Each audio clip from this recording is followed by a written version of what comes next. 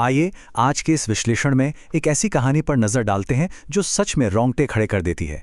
भयंकर गर्मी, पसीने से तरबतर जिंदगी और इंसानियत की एक ऐसी परीक्षा जो किसी को भी अंदर तक झकझोर दे। ये कहानी है राजू की, एक ऑटो वाला जो बस किसी तरह अपनी जिंदगी की गाड़ी खींच रहा है। इस पूरी चर्चा में हम देखेंगे कि कैसे किस्मत इंसान को बिल्कुल टूटने की कगार पर ला खड़ा करती है और कैसे सबसे घने अंधेरे में लिया गया एक फैसला पूरी बाजी पलट सकता है। तो चलिए बिना किसी देरी के इसे गहराई से समझते हैं और कहानी के सबसे बड़े विलेन से मिलते हैं। यकीन मानिए, ये कोई इंसान नहीं है बल्कि ये खुद मौसम है। आसमान से सचमुच आग बरस रही थी, सड़क से ऐसी तपन उठ रही थी जैसे कोई अंगारों पर चल रहा हो। अब देखिए, ये भयंकर गर्मी सिर्फ मौसम का हाल नहीं है, ये उस खौफनाक दबाव का प्रतीक है जो राजू को अंदर और बाहर दोनों तरफ से तोड़ रहा था। पसीने में भीगी कमीज और लू के थपेड़ों के बीच काम करना कोई चॉइस नहीं थी, जिंदा रहने की एक खौफनाक मजबूरी थी। अब जरा राजू के साथ घट रहे इस घटनाक्रम पर गौर कीजिए, कैसे एक ही दिन में मुसीबतों का पूरा पहाड़ टूट पड़ता है। सुबह सुबह 3 सवारियां उसकी दिन भर की कमाई लूट लेती हैं। दोपहर की चिलचिलाती धूप में ऑटो एक बाइक से टकरा जाता है। शाम को जैसे तैसे एक लंबी सवारी मिलती है तो लगता है कि चलो कुछ तो अच्छा हुआ, लेकिन तभी टायर पंक्चर हो जाता है और रात को जब वो पूरी तरह से टूटकर घर पहुंचता है तो दरवाजा ही नहीं खुलता। उसी खुले ऑटो में मच्छरों के बीच रात गुजारनी पड़ती है और अगला दिन भयंकर बुखार। फिर भी उसी आग उगलती सड़क पर जाने के अलावा कोई रास्ता नहीं था। और यहीं पर ये नंबर यानी सिर्फ 50 रुपए बहुत बड़ा रोल प्ले करते हैं। उस बाइक वाले से एक्सीडेंट के बाद राजू की जेब में बस यही 50 रुपए बचे थे जो उसे भारी मन से देने पड़े। सोचिए, सिर्फ 50 रुपए।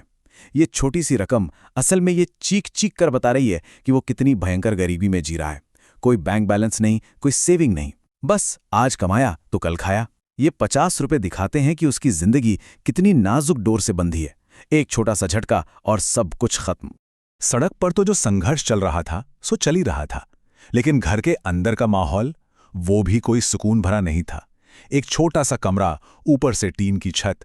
ये छत दिन भर की धूप पीकर रात को बिल्कुल ओवन की तरह आग उगलती है।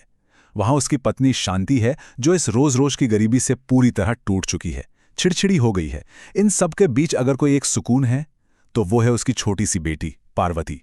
वो इकलौती ठंडी छांव जिसके लिए राजू ये सारी भट्टी की आग सहने को तैयार है। लेकिन बाहर की भयंकर गर्मी और अंदर का ये तनाव, स्थिति सच में असहनीय हो गई थी। और इसी शारीरिक और मानसिक तनाव का जो नतीजा निकला वो बेहद खौफनाक था।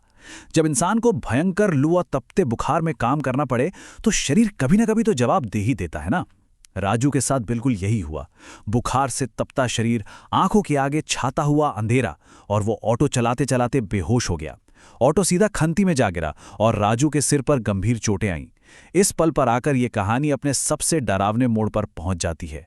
इंसान की बर्दाश्त करने की एक हद होती है और वो हद यहां पूरी तरह से पार हो चुकी थी।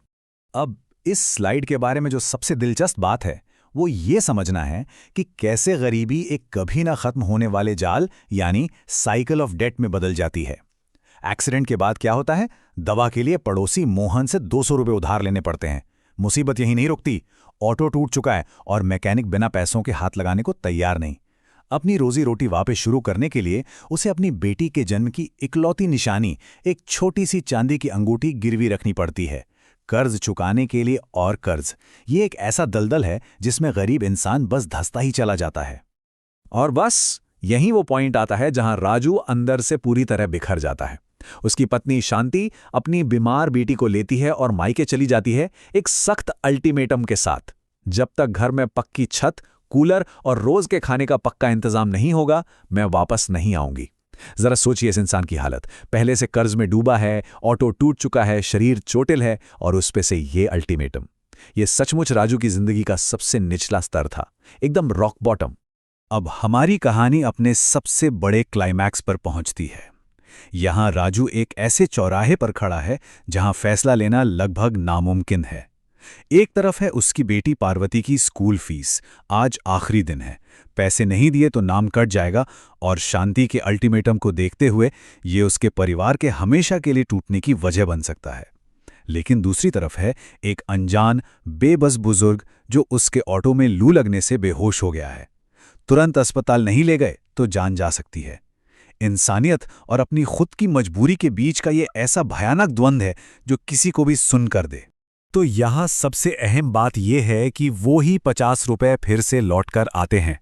याद है वो 50 रुपए जो शुरुआत में उसकी बर्बादी का प्रतीक थे? वही अब अस्पताल की रजिस्ट्रेशन फीस बन गए हैं। राजू के पास बस उतने ही पैसे थे जितने बेटी की फीस भरने के लिए चाहिए थे, लेकिन उस अनजान की जान बचाने के लिए उसने वो फीस के पैसे अस्पताल के पर्चे में दे दिए। ये कितनी बड़ी विडंबना है। एक छोटी सी रकम किसी की जान तो बचा रही है, लेकिन साथ ही उसके अपने बच्चे का भविष्य अंधेरे में धकेल रही है।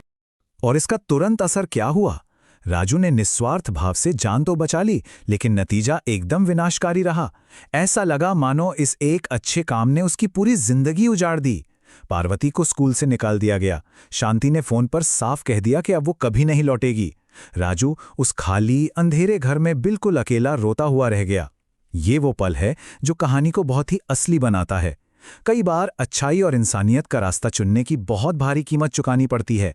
ऐसा लग रहा था कि उसकी सारी अच्छाई ने उसका सब कुछ छीन लिया। और ये बहुत ही शानदार तरीके से दर्शाता है कि कैसे किस्मत या कह लें कर्मा अपना खेल खेलता है। अगली सुबह दरवाजे पर एक ऐसा मोड़ आता है जिस पर यकीन करना मुश्किल है। जिस बुजुर्ग की राजू ने जान बचाई थी वो ना सिर्फ बच जाते हैं बल्कि राजू को ढूंढते हुए सीधे उसके घर आ पहुंचते हैं। और सबसे बड़ा सरप्राइज तो तब मिलता है जब पता चलता है कि उन बुजुर्ग के साथ जो उनका बेटा खड़ा है वो कोई और नहीं, उसी स्कूल का प्रिंसिपल है जहां से पार्वती को निकाला गया था। ये वो चमत्कारिक संयोग है जो घने अंधेरे को चीरते हुए रोशनी की किरण लेकर आता है।